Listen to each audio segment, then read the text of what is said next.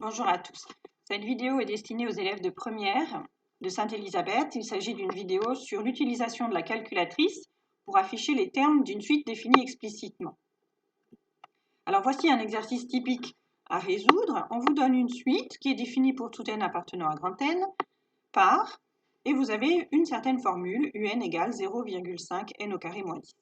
Alors ça pourrait marcher bien sûr avec tout type de formule, c'est juste un exemple pour vous montrer comment utiliser la calculatrice. Vous n'avez qu'une seule question, c'est afficher les 10 premiers termes de la suite. Alors voilà ce que ça donne sur la calculatrice sous forme d'un tableau. Vous avez dans la première colonne les valeurs de n, de 0 jusqu'à 10, qui fait d'ailleurs 11 termes, et non pas 10 comme avait demandé la question.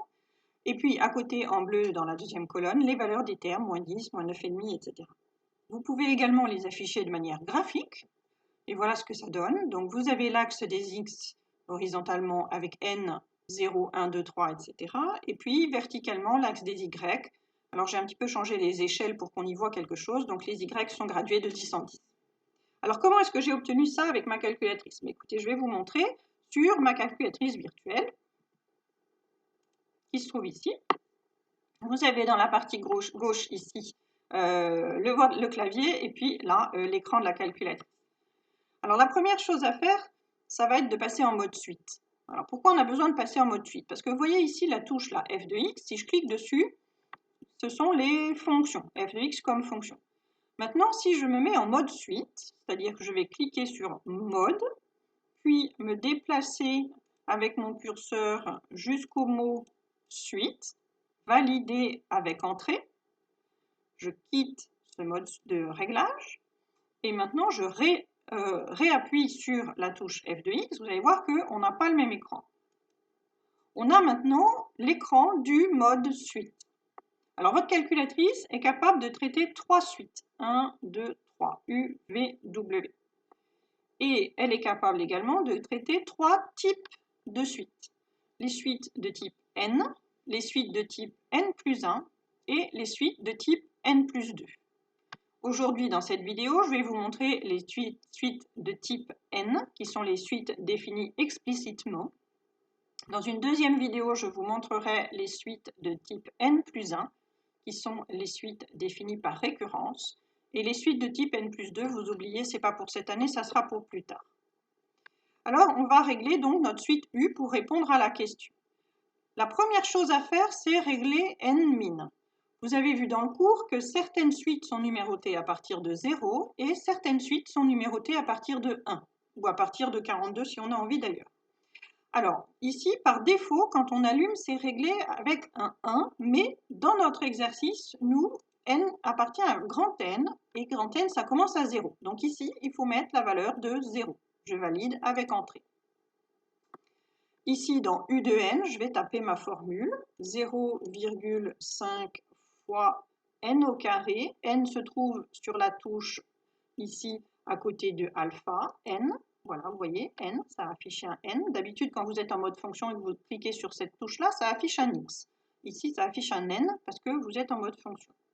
Au carré, moins 10. Ah, ça n'a pas marché. Au carré, moins 10. Alors, mon ordinateur ne répond pas. Si, le voilà. Et je valide avec entrée. Je n'ai pas besoin de remplir U de 0 et U de 1 en type suite de n, c'est-à-dire suite définie explicitement. Je vérifie que ma table est bien réglée en faisant seconde def table. Pour les suites, il faudra toujours que le pas ici soit réglé à 1. Le début pourra être soit 0, soit 1, suivant ce qu'il y a dans l'exercice. Donc nous, on a 0, je vais laisser le 0. Et maintenant, je vais demander ma table en cliquant sur table. Donc, seconde table. Vous voyez qu'on retrouve le tableau que je vous ai montré tout à l'heure. Pour ce qui est du graphique maintenant, il suffit de cliquer sur graphe. Alors, problème, vous voyez que vous n'avez que 3 valeurs ici et on ne les voit pas très bien. Et ça, c'est parce que la fenêtre n'est pas bien réglée. Donc, il faut régler la fenêtre. Je clique sur fenêtre. Ce n'est pas tout à fait le même écran que lorsque vous êtes en mode fonction. Hein, vous avez un n-min et un n-max. Alors n-min 0, notre suite commence à 0, mais si je veux avoir les 10 premiers termes, c'est-à-dire jusqu'au numéro 9, je vais donc mettre 9. Je valide avec entrée. Début du tracé 1, vous laissez toujours cette valeur 1. Le pas du tracé 1 aussi, vous laissez. Et ensuite, par contre, vous allez pouvoir régler xmin, xmax. Alors, xmin est réglé en général par défaut à moins 10, mais nous, on va mettre 0, puisque la première valeur de n, c'est 0. Xmax, on va laisser 10, parce que nous, on va jusqu'à 9, donc comme ça tiendra bien. Les graduations, on va laisser 1, graduer de 1 en 1. Maintenant, les y. Les y, si vous vous souvenez du tableau, les valeurs de y commençaient à moins 10 et allaient à peu près jusqu'à, je ne sais plus, mais en mettant 50, on est bon. Donc 50, et je vais les graduer, je vous avais dit que je les avais gradués de 10 en 10, hein, je vais les graduer de 10 en 10.